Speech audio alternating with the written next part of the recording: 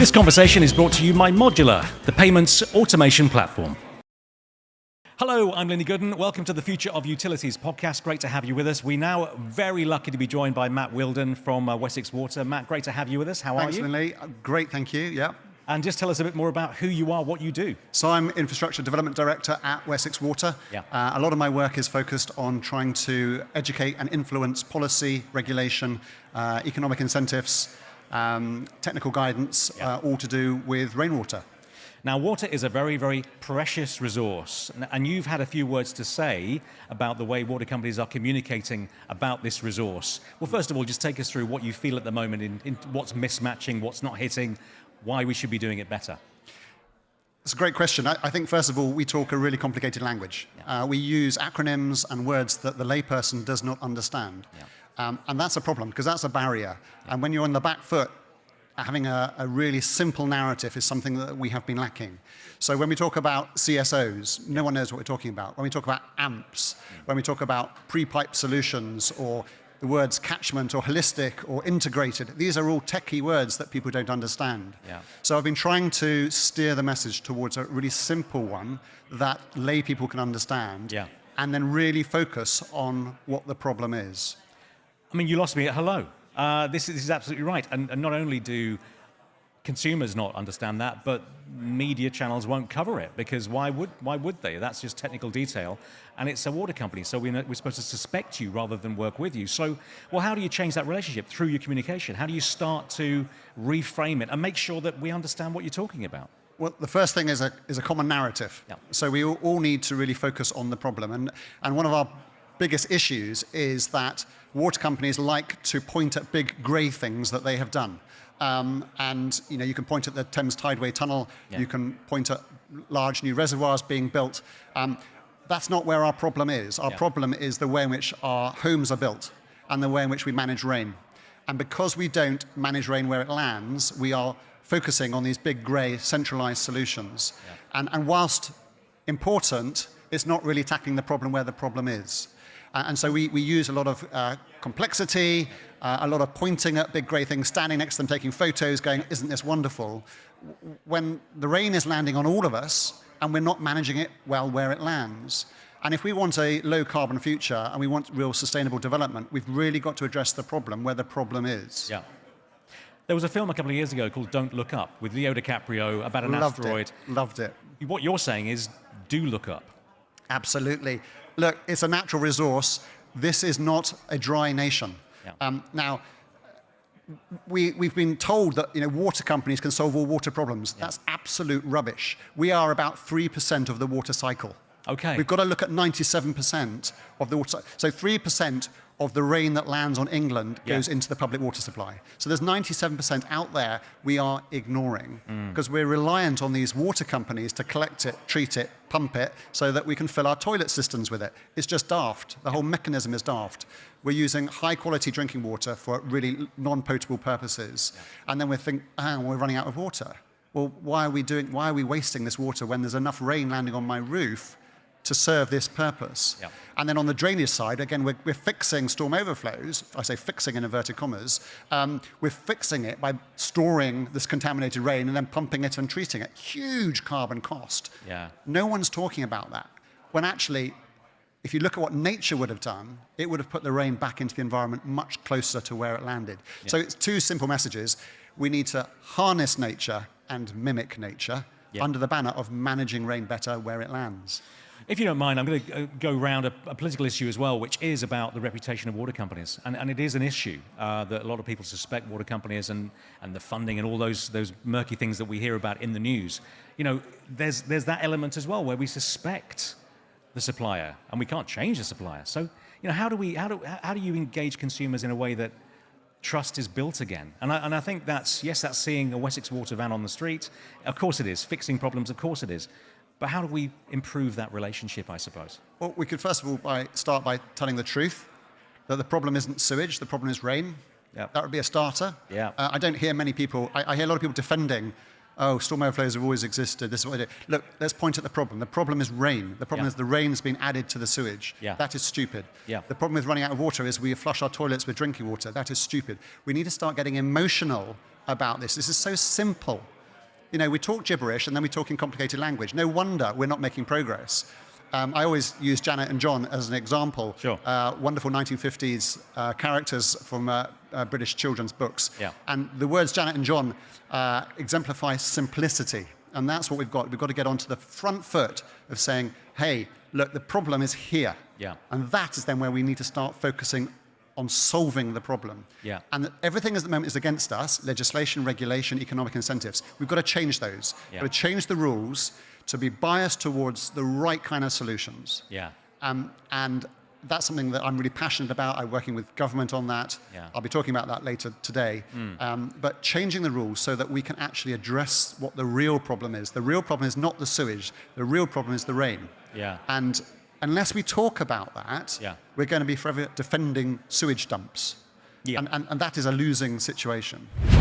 This conversation is brought to you by Modular, the payment automation platform. And Modular automates how money moves, delivering the efficiency, the accuracy, and the reliability that your finance operations need to scale. Well, look, billions and millions and gallons and so on and so forth, these statistics, make sense to a company pushing out information. Actually, of course, I care about my water supply. I care about the heat in my home. I care about lots of things around it. And one of the conversations that's come through a lot at the summit this year is the many conversations around my lifestyle and my life. And that's important, isn't it, to think about not just about water, but also about the relationship with the other elements of my home, the other elements of my life. Now, it seems so woolly, but it's coming into sharp focus this year, and water is definitely at the sharp end of it. Definitely. And we don't talk enough about the energy behind water. Yeah. So you can see a net zero carbon home. It is not net zero. Sorry, you're being misled. The amount of energy we put into that water to get it to your home so you can fill your toilet with it is ginormous. The average pumping head is about 100 meters. You use 138 liters per head per day. That's the equivalent amount of energy of lifting a kilogram, so a bag of sugar, twice the height of Everest per person per day. It's daft. And we're building new homes in exactly the same way. That is stupid. So we've got to point out all these obvious things that we're not talking about. Water is heavy. That is obvious. Why aren't we talking about that? Electricity, gas, broadband, they are light. Moving them around is not as costly as moving something that is 1 kilogram per litre. Yeah. We use 138 kilograms a day, and we've lifted it 100 meters in the air to get to you. Absolutely. No one is talking about the carbon footprint. And the problem with our current solutions is they're going to make that worse. Yeah. They're not going to make it better. We need to encourage people to be more self-reliant, decentralized. As we were hearing earlier, there's a lot of focus on using photons as a natural resource that lands on your roof. Yep. Raindrops, they are a natural resource that lands on your roof too. Yep. Where's the economic incentives to make you harness nature? And then where's the economic incentives to make you then mimic nature and get it back into your garden and not send it off-site? I love the fact you use the term ginormous, because I think we could make a lot more use of the term ginormous rather than millions and billions. But also, let's be honest, gravity affects water. It comes from on high. So actually capturing it higher, letting it fall, that might be an interesting way to reframe this. I wonder, and you're being really honest with me, so it's just wonderful, but how popular are your statements around what the water industry is doing wrong? Because it's a big deal. When people hear it, it's incredibly popular because it's so simple. There is nothing, I don't mention AI once, thankfully, because this is not about technology. We're 8 minutes in. You've done it. This is about a change of mindset. Yeah. It's not rocket science. This is simple. We've just got to have everyone leaning towards the right solutions and not biased towards the wrong solutions. And at the moment, as I said, legislation, regulation, technical, economic incentives, they're all biased towards the wrong area because it's all about centralized solutions. Okay. So we've got to just change lots of little things and have a different mindset and start valuing nature. It's free. If we've got the right infrastructure, we can harness it and then mimic it. And then we will be more sustainable, not totally sustainable, but more sustainable than we currently are. You've been so honest. We've got through a lot already, but let's talk about the allocation of capital for a minute, if you don't mind. Let's get into the operational bit of that. This is very much what you're saying. but you feel it's being allocated in these centralised projects where it should be perhaps more localised. Is that right? Do you think That's that right. there should be a better spread so that it's nearer to our homes? There's so much against water companies for spending money in the right place. Right. Not only from a legal perspective, we don't have powers to do that, Yeah. but regulatory, we are disincentivized because it's called OPEX Yeah. as opposed to CAPEX. Yeah. And also then we have regulatory certainty, so 10 spills for storm overflows. Yeah. Regulatory certainty drives concrete. If you have to hit it, you would take the low-risk approach, build a big concrete storage tank. So we've got to change all these things that are pushing against those source control solutions to make source control solutions the go-to. Doesn't that make it a lot harder? Because you mentioned regulation. You have to be, of course, it's water. You need to be incredibly compliant, and rightly so.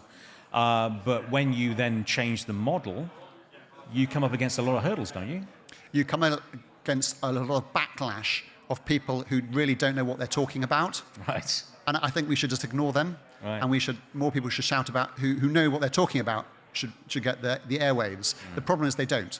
Okay. The problem is our media loves negative news. They love people getting emotional about things that aren't true. Yeah. Or are very partially true. And it's very difficult to get across a good news, common sense message, even though this is a good news, common sense message. And look, everyone is a winner. Customers are winners. The environment is a winner. Water companies are winners. Yeah. Everyone's a winner. Yeah. And it's really simple. As a former member of our esteemed British media, I completely agree.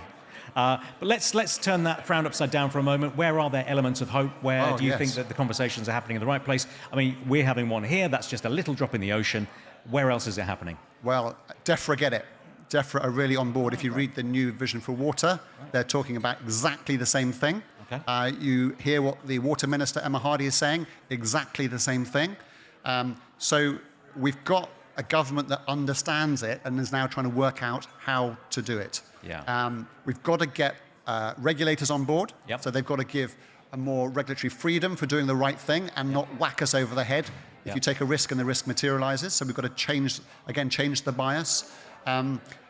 There's a lot of learning to be done from other countries that are way ahead of us. Yeah. Germany, Belgium, they've got policy that incentivizes societal responsibility for the rain that lands on your property. And a lot of rain is landing on our properties right now. At certain times, yeah. There is plenty of rain. Yeah. Enough rain lands on the average roof to supply all of your non-potable demands all year if you have the right infrastructure to capture it and use it. Yeah. So we're not a dry country. There are some parts that are drier than others, but on average we're not. We're just rubbish at collecting it, storing it and collecting it in lots of different locations. And our climate is changing rapidly. Yeah, it is. You look at what it was 50 years ago to what it's going to be in 50 years' time. Yeah. Wow, we are so different. You look at the jet stream, it's up and down continuously. Yeah, and the assets we build today are going to be around in 50 years' time. Yeah. So unless we predict what it's going to be like and make decisions now about the future, in 50 years' time we're going to be, why are we still filling our toilet systems with drinking water? Yeah. That's stupid. So we can learn from other nations who are well down that journey, either because they've got strong leadership or they've got a crisis. So Australia has been in a crisis mode for many years because of their climate. Belgium and Germany have just got more progressive leaders who recognize the future of water and are making decisions now about their infrastructure. That means that they're going to be far more climate resilient than we will be unless we change course. We're coming to the close, but we've got a couple of minutes left. So your message to consumers, first of all, what can we do? Capture, look up? We've got to speak a simple narrative. We've got to manage rain better where it lands. Okay. The multiple benefits on both from a consumer on their water bill and their sewage bill and their rainwater charge, you get 3 services from a water company, not 2, are significant when you start building them up. But the economic incentives to make that change are not there yet. Yeah. So we've got to start with the narrative.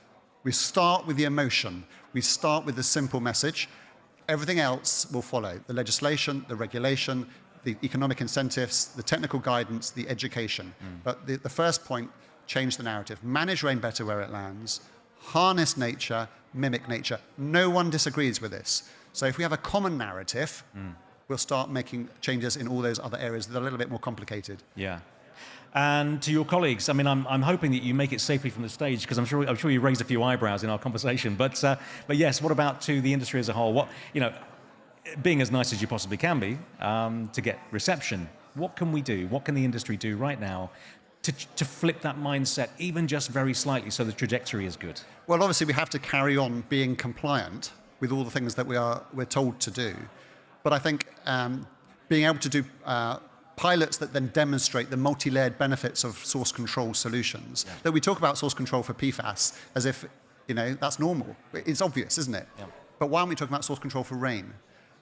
So I think what we've got to do is demonstrate that. And there's research going on to demonstrate that managing rainwater where it lands for both building new homes and retrofitting existing stock is better economically for society and the environment than centralised solutions. Yeah. So hopefully that research will then drive policy change. Yeah. So there's a lot of work going on. At the World Water Congress in October, we've got the more progressive world coming to Glasgow, telling us in the Rainwater Management Forum how they've done it, how they got to where they're at. Yeah. So hopefully there'll be ears listening to go, oh, that's a good idea. Yeah. This is not difficult. It requires just a mindset and a will to make it happen. And there must be an appetite for it. It just, you dare not say it at work sometimes. So it's really interesting. Matt, look, I've really enjoyed that. I think you're safe. Everyone seems very friendly in the audience, so I think you'll make it home very safely. Thanks, Matt, very much indeed. Thanks very much for having me. Very good to have you. And for now, that's it from the Future Utilities podcast. Great to have you with us too. See you next time.